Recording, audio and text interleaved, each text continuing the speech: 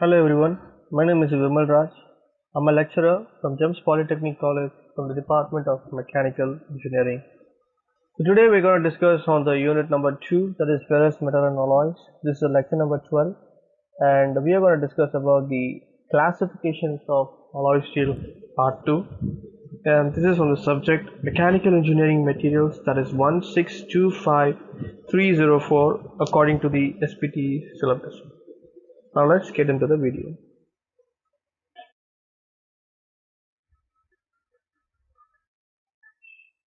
So the content that we're gonna see is classification of alloy steel and stainless steel and effects of various alloying elements. These are the two contents that we're gonna do today. So the first one is the high alloy steel, that is stainless steel. So SS is nothing but stainless steel. So basically the first one is the austenitic, that is SS, wherein which gamma, Fe, FCC microstructure or room temperature, wherein which typically these alloy will be having a ferrous of 18, chromium 8, nickel 1, manganese 0.1. So these stainless steel we already discussed. I don't want to push it more with the stainless steel because I hope you guys would have understand what a stainless steel is about. So these are the stabilizing austenite, because these stabilizing austenite will have a increasing in the temperature range. Basically these chemicals will have an increase in temperature. So once they increase in temperature in which the austenite exists, so basically that is how the process happens. So increase of temperature will happen when the stabilizing austenite is being introduced, and rises the A4 point, where in which the temperature of the formation of austenite from liquid phase, and decreases the A3 temperature. So at a particular point the temperature will increase and the temperature will decrease at a different stage. So in the A4 stage temperature will increase, and the A3 stage the temperature will decrease. As is the alloy steels, that is stainless steels, austenite forming elements. The elements that is used for the forming are copper, nickel, cobalt and manganese. So these are the materials are being used, and disadvantages could be the work could be hardened rapidly, so more difficult to shape and machine. So when the particular material becomes hard, what happens is it is very hard to shape. So shape shifting will be very difficult. So in order to do that, shaping will have very difficult, so that uh, the machining properties will be very difficult, so that it cannot be shaped, it cannot be turned to any shape easily because of the disadvantages, because the element that is present in the material, because of that it happens.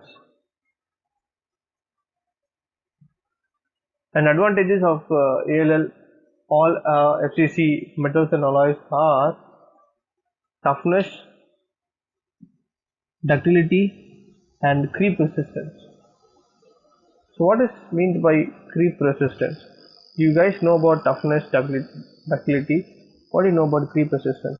Creep resistance is nothing but a tendency of a solid material to move slowly or deform permanently under the influence of persistent mechanical stress.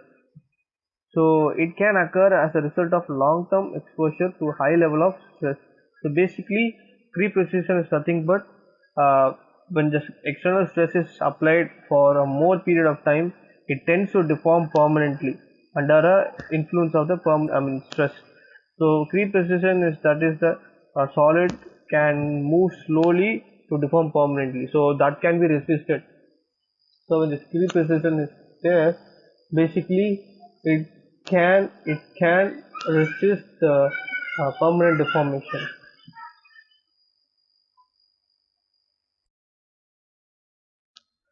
The next one is the ferrite stainless steel. So these ferrite stainless steel will have a alpha ferrous BCC structure, that is body centered cubic structure, and before that the austenite is having a face centered cubic structure. So not so corrosion resistant as austenite stainless steel, but less expensive and have the magnetic steel. So these things have a less corrosion resistance. So basically it is not good in corrosion, but it has less expensive. So the cost wise it is very less, but in other standards corrosion is very less. So because of that can easily be corroded. Next, an alloy that is ferrous 15 chromium 0.6 used in quenching and tempered condition. So basically they use this in a quenching process as well as in the tempered condition, used for rust free ball bearing, scalpels and knives. So basically they use this material for rust free ball bearings, scalpels and knives. So they use it on this purpose.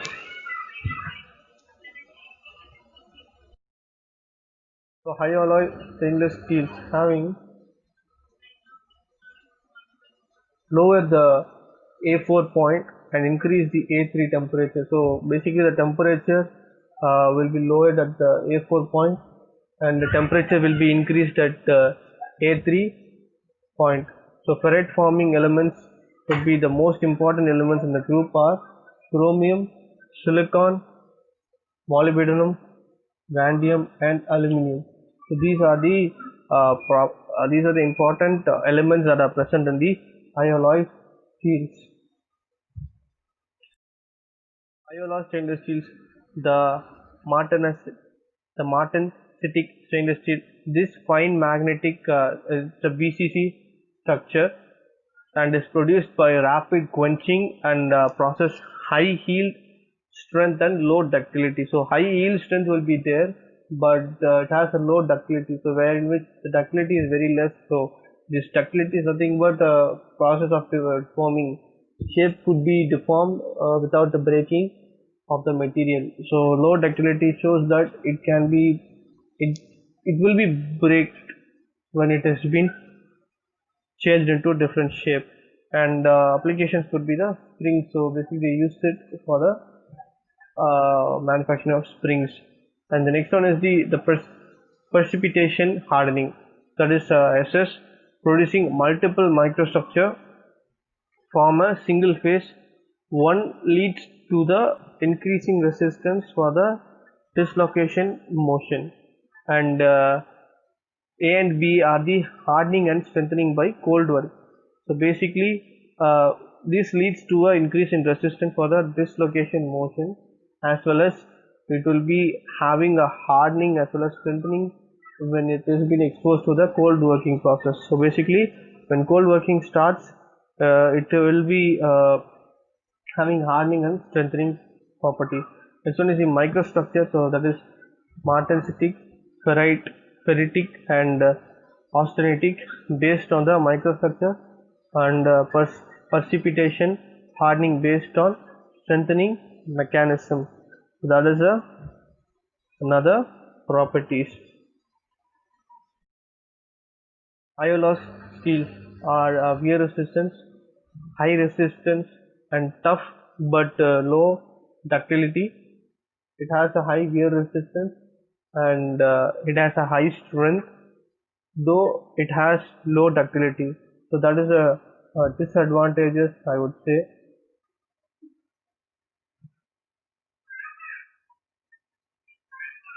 And according to the SAE classification, letters and number indication shows that classification letters pertaining to the significant characteristics, that is WOAD, STM, HPLF are the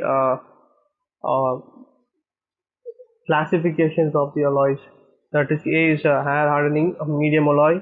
Number pertaining to the material type is 1 through 7. that is second one is a cold work. So these are the classifications of this alloy stainless steels, I would say. So next one is the tool steel. Provides the necessary hardness with a simpler heat treatment and retain this hardness at high temperature. So basically these tool steels provides a necessary hardness with the simpler heat treatment and retains its hardness at a high temperature. So basically it can be retained with some hardness when it exposed to a high temperature. So the primary alloying elements are molybdenum, vanadium and chromium. Examples: HSS, that is a high stainless steel. So turning machine tools, high carbon tool steels, drill bits, milling tools, punches, saw blades, etc. So basically they use this tool steel in making these drill bits, milling tools, punches, etc. for the purpose. So this is the classifications of the alloy steels. When which the low alloy steels having the alloy element which is lesser than or equal to 8%, and higher alloy steels alloying element which is greater than 8%. According to the 4-digit classification of SAE and AISI system, first digit 1 indicates carbon steel, that is 2 to 9 are used for alloy steel. Second digit indicates concentration of major element in the percent, that is 1 means 1%. So this is the 4-digit classification, in which the first indicates the carbon steel and the second digit indicates the concentration of a major element, that 1 means 1%. Okay. And last two 3-digit indicates carbon concentration, that is 0.01% to 0.0001% of concentration.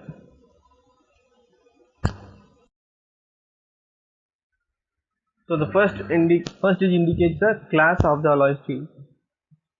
So basically the first digit shows you the class of the alloy steel, which class the alloy steel is having. Second is a nickel steel, third is a nickel chromium steel, molybdenum steel, chromium steels, chromium vanadium steels, tungsten chromium steel, silicon manganese steel. Other reference materials are tungsten, nickel, chromium and molybdenum. So basically the first digit indicates the class of steel. So these are the classes of steel. So nickel steel, nickel chromium steel, molybdenum steel, chromium vanadium steels, all the different types of steel. So basically the first digit shows you the classes of steels. So next topic that we are going to discuss is effect of alloying elements. The rule of thumb, that's chromium makes steel hard, whereas nickel and manganese makes it tough. So the rule of thumb is nothing but the chromium makes the steel hard, whereas nickel and manganese make it tough. Hard and tough is different. So hardness is different, toughness is different. Note that 2% of carbon is used here and 12% of chromium. So when chromium is being increased, you know what it is, the corrosion resistance will be there, and it's a good tool steel here, and very hard and hard bearing, and 0.1% 10% of chromium carbon and 12% of chromium is added. So this is a modest hardening will be there. 13% of manganese steel will be there, so called as Hadfield steel, increases steel toughness, and manganese between 1% to 5%. However, the toughness may either increase or decrease. The effect of the alloying elements: aluminium, it will be like a ferrite hardener, graphite former, deoxidizer,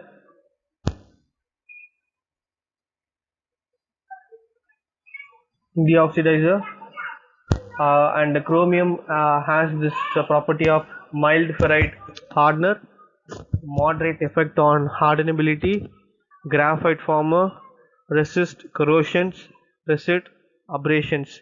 So these are the effect of the alloying elements. So if aluminum is there, these are the impact, these are the effects could be there, and if chromium is there, these are the effects.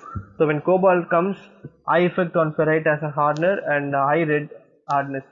So these are the effects that will be given when these materials been added. Molybdenum. So when molybdenum is added, it gives a strong effect on hardenability, strong carbide former, high redness, increased abrasion resistance as well as. These are the effects of alloying elements. Continuation. So when manganese is added, it has a strong ferrite hardener, and when nickel is added, it will be having a ferrite strengthener, increased toughness of the hypoelectroid steel. With chromium retains austenite,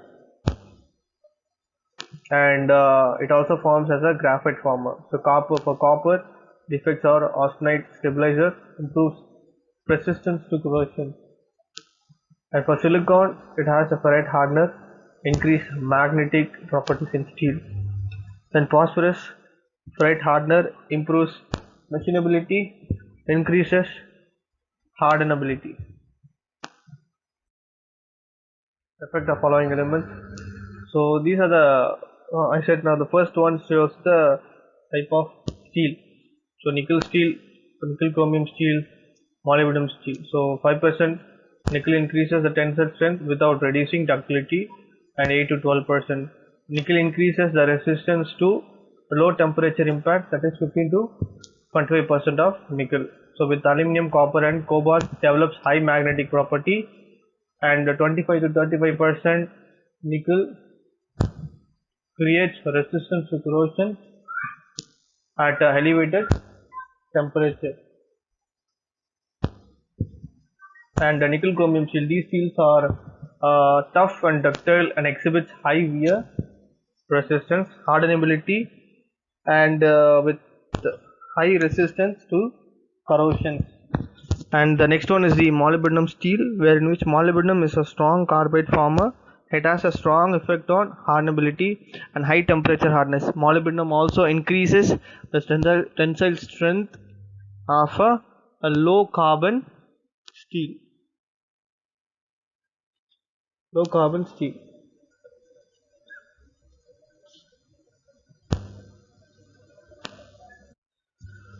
So molybdenum steel is strong carbide former. It has a strong effect on hardenability and high temperature hardness. So molybdenum also increase the tensile strength of a low carbon steel, as I mentioned earlier.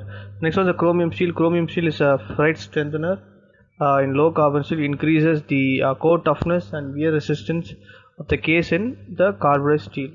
Basically, I've just mentioned all those points over here in the video. That's the reason for this explanation is very easy, because you can understand when you read itself.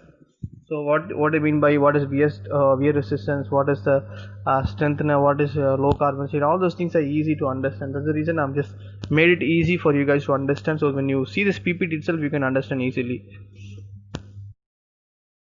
So this is the effect following elements on the property of steel.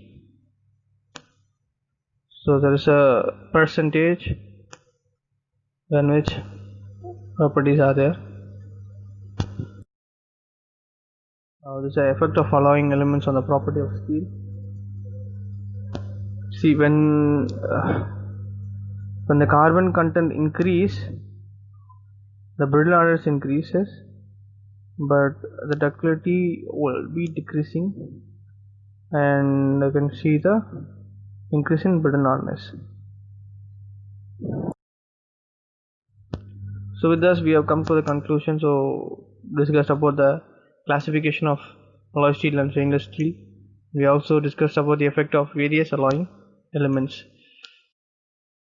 So these are the reference book you could see. And thank you guys, thank you for listening to this video. So with this we have come to a conclusion. So this is lecture number 2, classification of alloy steel, part 2 from unit 2. Thank you guys, see you in the next video.